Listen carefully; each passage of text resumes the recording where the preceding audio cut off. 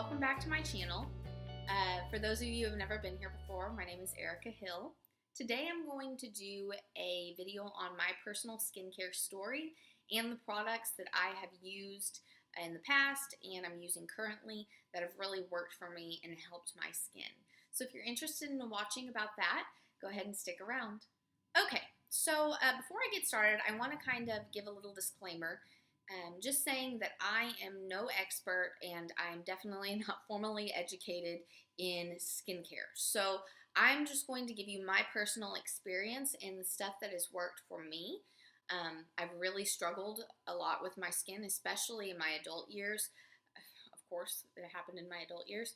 And I've had to do a lot of personal research. So that's where my knowledge comes from. It does not come from a professionally educated background. So I just want to put that disclaimer out there so you know that. Also, let me just say that this is the third time now I've tried to film this video. I tried to film it yesterday. It was way too freaking long and it was just not worth the editing. And then I just tried to film it right before this and it wasn't filming. Anyway, okay, so I really want to start with a little background on my skin. So growing up, middle school, high school, even early, not that I'm that old, I'm 25, but you know, early 20s, I was always under the impression that I have oily combination skin. And I never really questioned this because I've always seemed to be a little bit more oilier than I was dry, especially in the T-zone. I've always struggled with blackheads on my nose and on my chin. And I would always have the random breakout here or there. I would break out a little bit and then it would clear up and another 2 or 3 would go in its place. So I never had extreme cystic acne, but I was never without a pimple. In addition to that, especially going into my 20s, my skin became very dull and it would be oily, but then I would have patches of dry skin between my eyebrows, on my cheeks. So I was really oily in a lot of places, but then I was really dry in other places. My pores were clogged.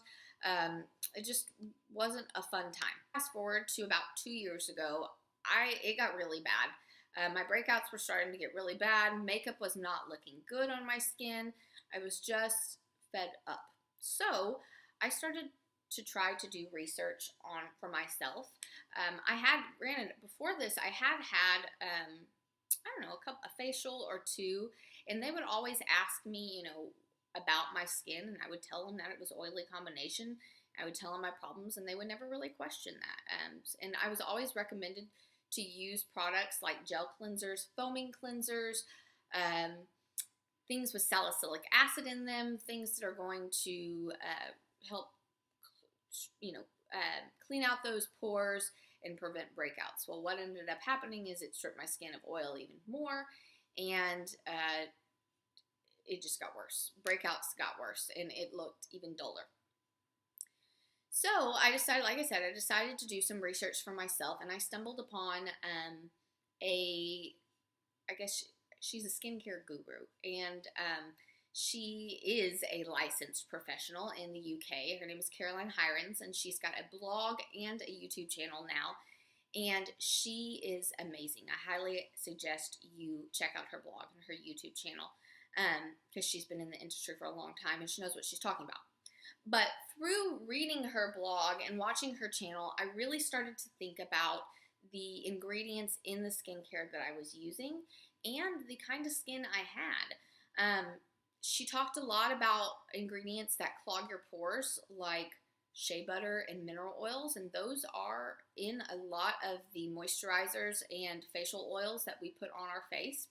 So I learned from her blog and her channel to stay away from those things because they aren't doing my blackheads, my pores in general, any justice. And then in addition to that, I really started figuring out what my true problem was, and I decided that I would start trying out products that were more hydrating, products that were geared toward dehydrated skin. So I switched from a gel cleanser that I had been recommended at the day spa that I go to, that I had been using, and even before them, I used gel cleansers. So I switched from a gel cleanser to a cream cleanser. And I switched from those moisturizers with salicylic acid and all those acne fighters to more rich, creamy moisturizers that did not have shea butter and mineral oils in them. I focused on really moisturizing my under eyes and focusing a lot on anti-aging products that I'm going to talk about in a little bit. So when I switched over to those types of products, it was a miracle. My skin started to clear up. It no longer looked dull and lifeless, and it's hard to describe what that looks like, but makeup doesn't look good on skin that's dull and lifeless. It didn't really have any kind of glow to it, and after I switched products, all of a sudden it did. It really started to look good again. Then I was diagnosed with cancer for the second time, and I started chemo, and that changed my skin a lot. It became dry all over. There were no clogged pores because it was just dry everywhere, and it was so dry that it got crepey and peely and red all around my eyes. I was experiencing a acne-like rash all over my face. That was not acne. It was from one of the chemo medicines I was on. So in addition to being extremely dry, it was extremely sensitive. So I then had to take those hydrating products that I was using and go for way more hydrating products. So I'm going to talk about that a little bit too. Also at that time, I did phase out a lot of those anti-aging products because they were a lot stronger on your skin, and my skin was extremely, extremely, extremely sensitive. So I decided not to use those anymore. Now here I am several months outside of treatment, and my skin is going back to the way it was. So as little by little, I'm phasing those products back into my skincare routine, and things are going back to normal. So that's a little background on my skin. Maybe some of you, I know a lot of you can't relate when it comes to the cancer treatment, but a lot of you may have extremely, extremely dry skin. And a lot of you may think you have oily combination skin, but really you just have dehydrated skin. Anyway, now I'm going to get into the products that have helped me along the way. So I'm going to start with cleansers. When I switched from that gel cleanser to a cream cleanser, I started with the Kate Somerville Goat Milk Cleanser, and it is in a purple tube, and it is absolutely amazing.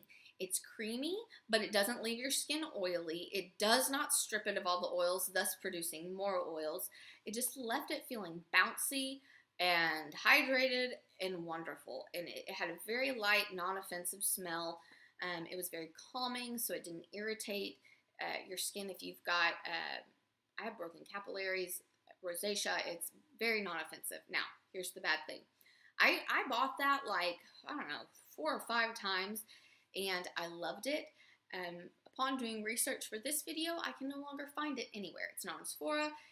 It's not on Kate Somerville, so unfortunately I think that may have been discontinued, which really sucks. But if you happen to stumble upon it in Sephora, they don't have it at Ulta, buy it. It is amazingly wonderful, and if I ever find it again, I will use it forevermore. Now, when I was diagnosed with cancer again and I went on chemo, I stopped using that after I finished the tube just because it did have that little bit of perfume to it, and I wanted to simplify my cleanser as much as possible.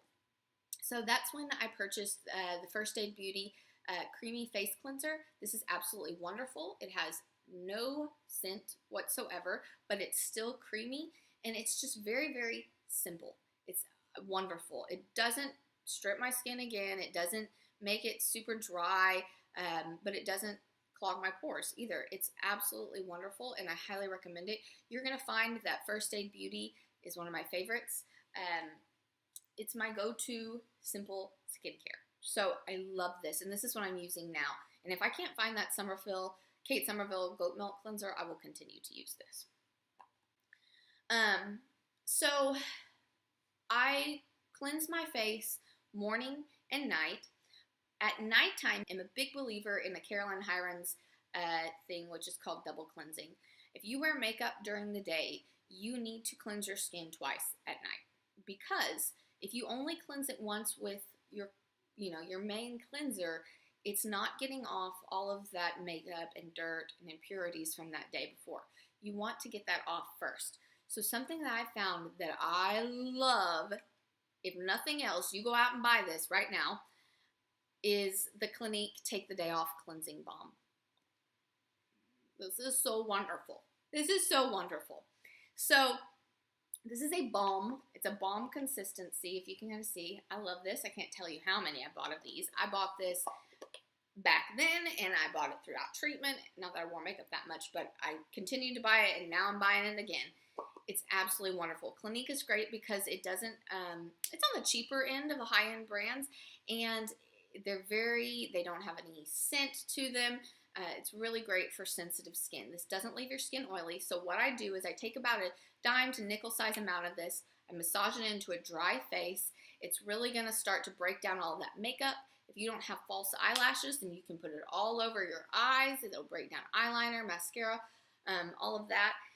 And then you go in with a warm, wet washcloth, or as they say in Great Britain, a flannel, and just wipe all of that off and get all of that off. Rinse the washcloth, go back in, do it again.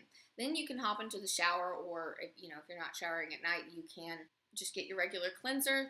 In my case, it's the First Aid Beauty Cleanser, and wash it again after all that makeup's off. It's absolutely wonderful, and I will never be without this cleansing balm, ever, ever, ever. Okay, so that's the cleansing side. Now, at nighttime, when after I would cleanse my face twice, I would then go in with my anti-aging products. These are things like acid peel pads, retinols, and serums. So the first thing I would start with was a glycolic peel pad. My favorite are the First Aid Beauties, big surprise, but they're wonderful, wonderful peel pads. The ones I've been using since, just because I ran out of those, and I'm not currently using this because of my treatment, but I'm eventually going to get back on it, are the Pixie Glow peel pads. And these are 20% glycolic acid. The First Aid Beauty, I think, are 10%, so they're a little less strong. I like the First Aid Beauty a little bit more because they're more saturated with product. So they're kind of wet, and after you get out of the shower or after you cleanse your face, you're going to rub this all over your face, all over your neck. And what it does is it's a chemical exfoliant, basically. And it's going to get rid of all those dead skin cells. It's going to clear pores. To give you an idea, this says use PM as needed. So it says these gentle yet effective exfoliating pads will reveal brighter, healthier, more radiant skin with regular use. Pores and breakouts are minimized, lines are softened, and uneven skin tone becomes brighter. And it really, truly does that. I haven't used a lot of these yet. I like them so far, but I highly recommend you get the First Aid Beauty ones. You can buy these at Target. First Aid Beauty is Ulta and Sephora. Wonderful, wonderful, wonderful, wonderful. They really help with skin texture, and I will be using those again. After that, before, I would go in with a retinol, and I never used a clinical strength retinol from like a dermatologist. If you have older skin, that would probably be a good thing for you. If you're younger and you're just using it as a preventative for wrinkles and aging, then you could probably stand to do a retinol from like Ulta or Sephora. The one I used was Dermalogica, and you always want to use a retinol at night. What it is basically a face cream that's going to increase cell turnover. So it's going to minimize those wrinkles, and it also is great. One of the reasons why I use it is because it helps minimize breakouts. Now, with retinols, you have to make sure you are diligent about sunscreen, as if you shouldn't have been before, because you should be anyway. But when you're on a retinol or you're using a peel pad like this, you really have to be careful because your skin is super sensitive during the day to the sun. And then the final thing I would use that I really liked before is a serum. And this is the Estee Lauder Advanced Night Repair. Serums are great because that is what packs a lot of the vitamins that you need for your skin. This, again, I used at night, and it would really hydrate my skin. I didn't leave it greasy, but it just left it plump, and I would wake up with brighter skin. And I'm not just saying that, it really does work. So I would cleanse my skin. If it was nighttime, I would double cleanse my skin, and then I'd go in with my peel pads, my retinol, my serum. You want to be careful because when you do retinol and those peel pads, you may want to start off doing them once or twice a week and then gradually ease yourself in, because your skin could have a reaction to them. It could become peely just because they're working. But eventually your skin will start to get used to that, and it'll start to even out, and it's not going to dry your skin out. Believe me, it will not. You're only going to see benefits from it. So after I did anti-aging, then I would go in with a good rich eye cream. This was even before my chemo. And the eye cream that I chose to use then, and I'm actually using it again now, is the Kiehl Creamy Eye Treatment. And it's the avocado eye treatment. Very, very creamy consistency. Oh, it's absolutely wonderful. Even if you have oily skin, especially if you have dry skin, but even if you have oily skin, you want to make sure you're moisturizing your under eye, because like with anything else, if you deprive it of moisturizer, it's just going to produce more oils. Also, you want to take care of those under eyes, because a lot of times that's the first place we get wrinkles, and you want to keep them moisturized so you can prevent that as long as possible. Maybe not prevent it, but slow it down. Now, while I was on treatment and my skin was so dry to the point of cracking, I used this, which is it's even richer than that. This is the Clinique All About Eyes Rich Eye Cream. Absolutely wonderful. It's even richer, so if you've got super dry skin, if you have extremely sensitive skin, again, Clinique is wonderful because it lacks all of those perfumes, stuff like that. After I would do an eye cream, then I would go in with a moisturizer. Now, if we're talking daytime moisturizers, probably my very favorite moisturizer ever is the Rose Deep Hydration Moisturizer. I used this back when I discovered that I had dehydrated skin, and I will probably go back to using it pretty soon once I run out of the nighttime moisturizer I'm currently using. It's wonderful. It does not have any shea butter or mineral oils in it. It's got a very faint scent, and it's kind of cooling. Oh, it's absolutely wonderful. If you never used any of Fresh's products or skincare products, I highly recommend you use them. So I love this. This is the Rose Deep Hydration Cream.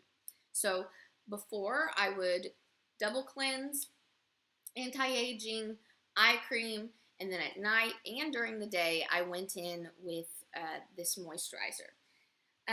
Now, during my treatment, I had to find something even thicker than that. So again, I turned to Clinique, and I used the richest, I can't remember what it's called, but it's their yellow moisturizer, but it's the super thick, rich cream. It was in a pot, but it was the yellow one for extremely dry skin. Again, it doesn't have any perfumes in it, and it was wonderful because it was really the only moisturizer I could find that helped calm my super, super dry skin. Fast forward to today, I decided I finished the Clinique moisturizer. My skin was still dry, but it was not peeling as bad as it is now, or as was then, I'm sorry. That's when I stumbled upon Murad, and I've talked about this before in another video, so I'm not going to talk about it a lot now, but it is absolutely wonderful. It's very, very moisturizing. It doesn't contain shea butter. It's got that vitamin C in it to help with some of your pigmentation issues like I'm experiencing now. And it's also an SPF. So I use this during the day. And at night, I use the Clarins Hydra Essential. This is a thicker moisturizer.